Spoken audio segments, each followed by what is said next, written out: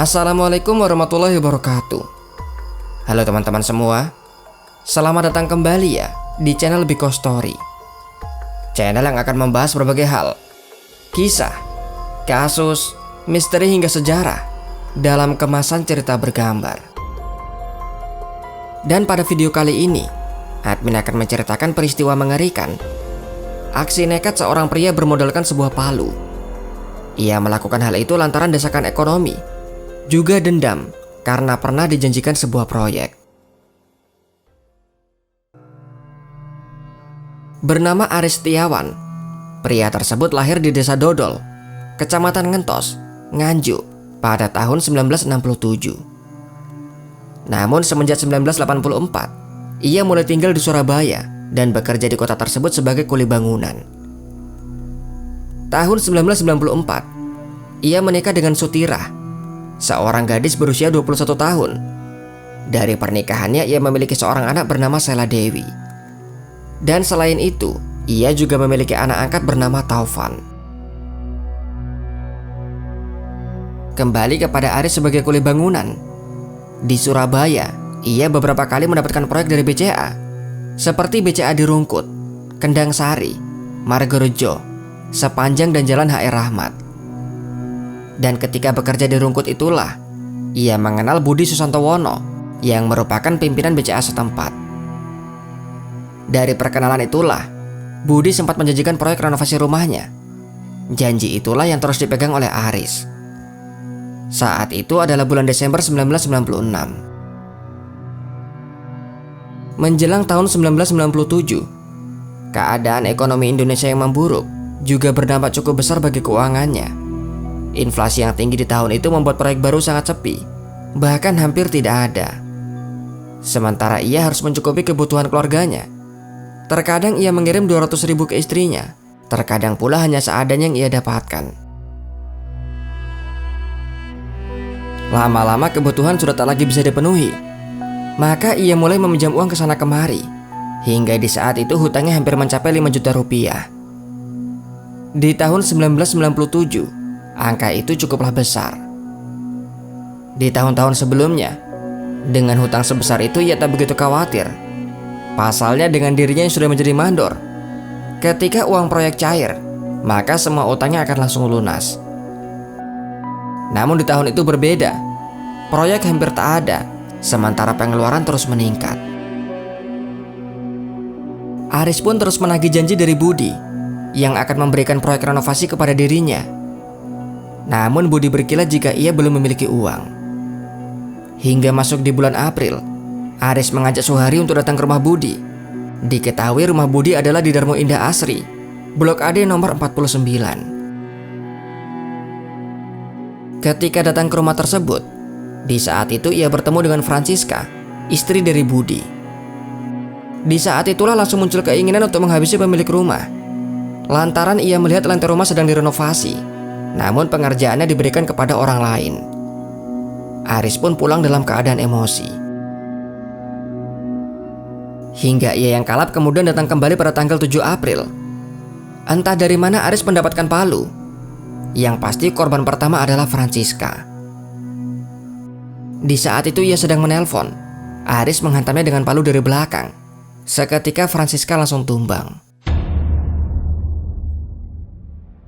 Indriani Wono yang merupakan anak dari Budi dan Francisca dan baru berumur 4 tahun, rupanya melihat apa yang dilakukan Aris kepada ibunya. Ia pun seketika langsung menangis. Dan gilanya Aris juga menghantamnya dengan palu. Gadis kecil itu pun langsung terhempas dan meninggal dunia. Selesai melakukan hal itu, Aris sempat menengok ke sekitar. Dan di saat itulah muncul Yesi, anak dari Licen, yang sebenarnya bukan keluarga Budi, melainkan tetangganya. Bocah itu bahkan baru berumur 1,5 tahun, yang tentunya tak paham apa yang dilakukan oleh Aris. Namun seolah sudah kerasukan setan, Aris dengan tega juga menyerangnya. Bocah 1,5 tahun itu pun jelas tak melakukan perlawanan. Dalam sekejap 3 orang sudah tumbang di lantai. Tak lama setelah itu terdengarlah panggilan, yang ternyata berasal dari ibu Yesi, yaitu Licen, perempuan berusia 25 tahun. Ia pun keluar untuk mencari anaknya yang tak kunjung muncul. Dan yang terjadi, perempuan itu pun terjungkal. Terakhir adalah Nyonya Wen Sukchen yang tengah berada dalam rumah dan tak mengetahui apa-apa.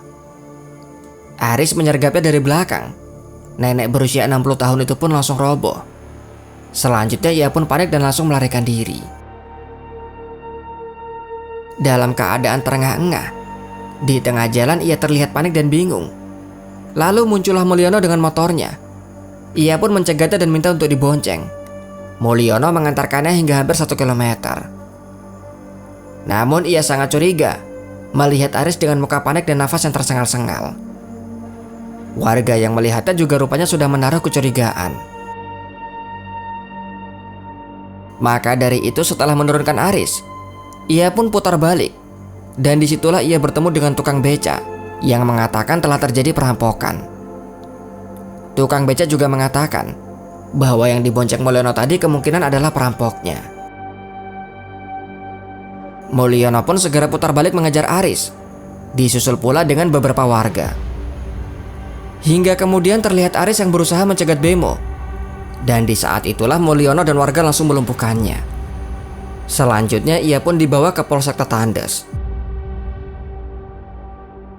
Akibat perbuatan Aris, 3 orang langsung meninggal di tempat kejadian, yaitu Indriani Wono yang baru berumur 4 tahun, Licen 25 tahun, dan juga anaknya Yesi yang baru berumur 1,5 tahun. Sementara Francisca dan Nyonya Wen Sukchen mengalami luka parah dan kritis.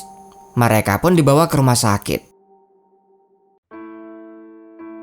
Kapolresta Edi Prawoto mengatakan Aris menjadi pelaku tunggal dalam kasus ini, dan motifnya diduga karena dendam, serta berniat merampok juga membunuh keluarga Budi. Polisi sendiri masih ragu, apakah hanya karena dijanjikan sebuah proyek, Aris nekat melakukan hal sekeji itu, atau mungkin ada motif lainnya. Entah dari mana isu kemudian berkembang bahwa Aris memiliki hubungan dengan Susi, seorang yang bekerja di karaoke aneka rasa di Darmo Satelit. Di sanalah Aris kerap meminta dilayani, dan dalam sekali kencan Aris memberinya uang 50.000 atau lebih. Padahal untuk istrinya, ia hanya memberi uang 200.000 untuk kebutuhan sebulan. Bolak-balik ke karaoke tersebut selama hubungannya dengan Susi 5 bulan terakhir. Mungkin itulah yang membuat jebol isi dompetnya. Isu juga kemudian berkembang bahwa Susi sudah hamil 3 bulan. Dan ketika awak media bertemu dengan Aris dan menanyakan mengenai Susi, Aris tak menampik bahwa ia mencintainya. Namun ia tak tahu menahu perihal kehamilan Susi. Aris juga menyayangkan kenapa media menyeret hubungan pribadinya dengan Susi. Ia mengatakan Susi tak ada kaitannya dengan semua ini. Tak banyak yang diketahui dari persidangan Aris di kala itu. Di persidangan ia mengaku jika melakukannya secara spontan, tanpa merencanakan terlebih dahulu. Palu yang digunakan juga dikatakan sudah ada di rumah korban, bukan ia bawa dari rumah. Namun fakta yang ditemukan tidak sesuai dengan apa yang dikatakan. Palu sudah dibawa dari luar, bahkan dikatakan meminjam dari istri Suhari, dengan alasan untuk memperbaiki motor. Aris pun dijebloskan dalam penjara, dan masih terancam dengan hukuman mati. Dari tahun 1997, ia sudah 6 kali pindah lokasi lapas. Dari lapas Kalisosok Surabaya hingga ke lapas Nusa Kambangan. Hingga di tahun 2017, Aris sudah menjalani masa 21 tahun penjara. Dan kembali ia mengajukan PK untuk terbebas dari ancaman hukuman mati.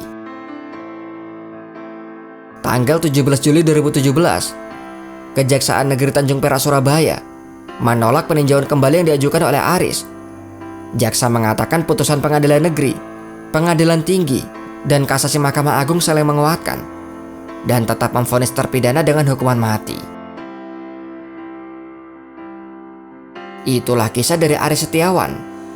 Jika ada kesalahan dalam video ini, informasi yang kurang, atau pendapat yang berbeda, silakan tuliskan di kolom komentar di bawah. Sampai di sini kisah dari admin. Sampai jumpa kembali di video selanjutnya. Wassalamualaikum warahmatullahi wabarakatuh.